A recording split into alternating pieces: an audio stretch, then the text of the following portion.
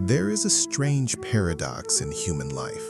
The harder people try to wake up, the farther they drift from what they are searching for. You are not suffering because you lack awareness. You are suffering because you believe something is missing. I know you are busy, and what I'm sharing here is not something you can fully absorb in one viewing. So here is my sincere advice. Watch this video until the end, save it to a playlist, and return to it whenever you feel lost. Because when you finally grasp the last point I want to share, you will realize something simple and profound. You were never lost to begin with. This is not a lesson you need to memorize, and it is not something you need to practice harder. This is a direct pointing from the Zen master Bankei, who spent his entire life repeating one essential truth. Do not try to become a Buddha. Simply do not leave the Buddha mind you already have. If you feel exhausted from searching, stay with me until the end. Let's begin. In many temples, everything is carefully scheduled. There is a time for meditation, a time for rest, a time for practice. Bells ring, incense burns. Everyone rushes around, as if truth operates on a fixed timetable. But Bankei refused to teach that way. He told the assembly, "Here, day and night are both times of practice. There is no beginning, there is no end. No one needs to hurry, no one needs to strain." One day, a monk dozed off while everyone was sitting. Another monk noticed and became angry. He grabbed a stick and struck him, trying to wake him up. Bankei immediately stopped him. Then he said a single sentence that silenced the room. When he sleeps, does he leave the Buddha mind and go somewhere else? If you believe that when you are awake, you are close to the way, and when you sleep, you are not, then you have already divided yourself in two. But what Bankei says next completely overturns the way most people think about spiritual practice. Bankei did not encourage laziness, but he also rejected force and rigidity. He said, when you sleep, just sleep. When you are awake, just be awake. But do not imagine these are two separate worlds. It is the same mind, only free from clinging to thought. Most people assume that when they sleep, they shut off, and when they wake up, they turn back on. But the awareness that hears a bird, that senses space, that knows you exist, never actually sleeps. You do not need more awakening. You only need to stop imagining that you are asleep. So where does the real trouble begin? It begins in a very small moment, the moment you interfere with the natural flow of life. Bankei told a very simple story. A woman was sewing. A friend entered the room and began speaking. At first, she listened and sewed at the same time. There was no difficulty. Then suddenly, a thought appeared. What should I say in reply? At that exact moment, her hand stopped. If she focused on the needle, she stopped hearing the conversation clearly. If she focused on forming her response, the stitching lost its rhythm. Not because she was doing two things at once, but because she had turned the Buddha mind into thought. Thinking itself is not the problem, but when thought replaces direct living experience, freedom disappears. And when this happens again and again, people begin to change without realizing it. In Sanuki, there was an elderly woman known for her temper and stubbornness. She listened to Bankei's teaching. She asked no questions. She took no notes. She practiced nothing special. Yet, sometime later, her employer returned and said, "From that day on, she has not lost her temper even once." Real transformation does not make you extraordinary. It makes you deeply, quietly normal. But if it is truly that simple, why do we still lose ourselves over the smallest things? A servant accidentally broke a valuable teacup. The owner exploded with rage. Bankei said, "The cup is already broken, but when anger rises, you are the one who suffers." Tea tastes the same whether the cup is priceless or plain. But when the mind is disturbed, nothing is complete. Objects can be replaced, but a moment of losing yourself is not easily recovered. And here is where Bankei points to the greatest danger of all. Each time you lose your temper, the Buddha mind becomes anger. Each time you grow confused, it becomes ignorance. Each time you crave, it becomes desire. No one does this to you, you do it yourself. So what is meditation for if nothing is missing? Sitting is the Buddha-mind sitting. Standing is the Buddha-mind standing. Working is the Buddha-mind working. Meditation is not about duration. Meditation is about whether you have left the unborn or not.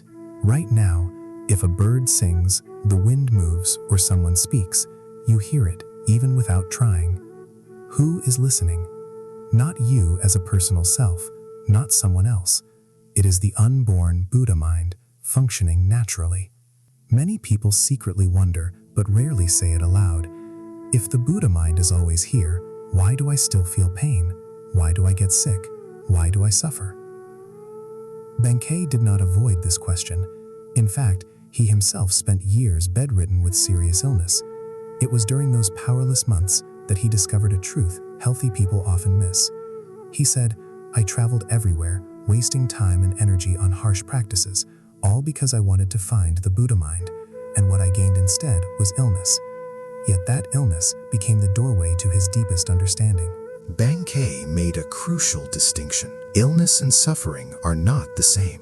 Illness belongs to the body. Suffering is created by the mind. Anyone born with a body will experience illness sooner or later, but not everyone who is sick must suffer. The problem is not pain itself. The problem is what you do with it. The Buddha-mind, Bankei said, is unborn, and therefore unconcerned with pain or pleasure. Pain and pleasure arise only when thought appears. Pain arises. That is just sensation. Then thought follows, why is this happening to me? What if it gets worse? What if I don't recover? In that moment, you turn the Buddha-mind into suffering. Pain does not crush you. Thinking about pain does.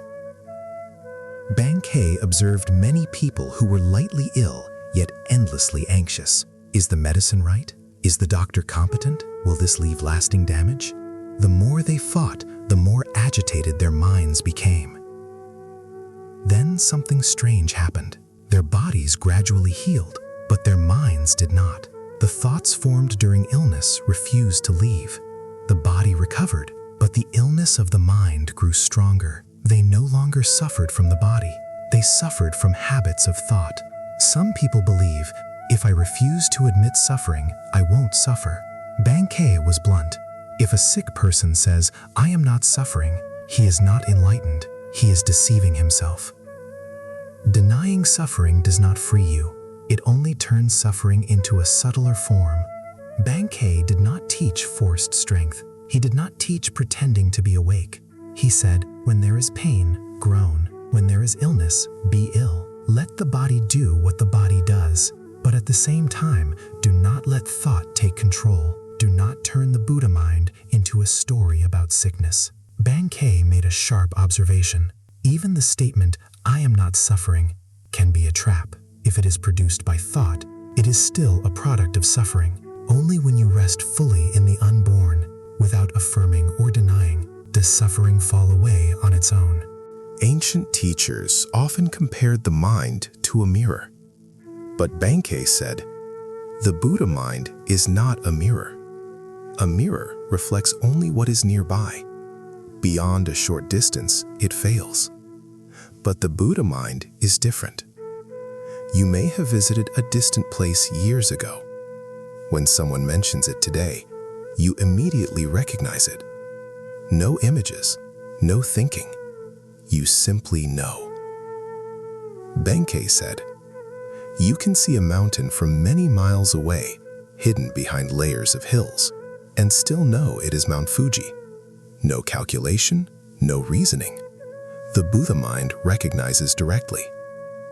Even the sun and moon illuminate only the world, but the brightness of the Buddha-mind, through words used rightly, can free people from illusion. The Buddha-mind you already possess is not ordinary. It does not merely allow you to see. It allows you to wake up from what has been binding you. And the most astonishing truth is this: that treasure has never left you. The Master once again reminded, when someone hears these words and truly confirms them inwardly, he knows for himself, the light of the Buddha mind surpasses every outer source of light. No confirmation needed, no proof required. You know. If you are healthy, live fully in the Buddha mind. If you are ill, be ill in the Buddha mind. If there is pain, let there be pain. But do not turn it into a story about who you are. Because the moment you stop doing that, you will realize you have never left what you were looking for. Remember this: you have never left what you seek. Suffering arises from interference. Pain is not the same as suffering. If this video helped you slow down even slightly, please like, subscribe, and save it. And leave a comment below. What moment in your life made you realize you had lost your inner peace?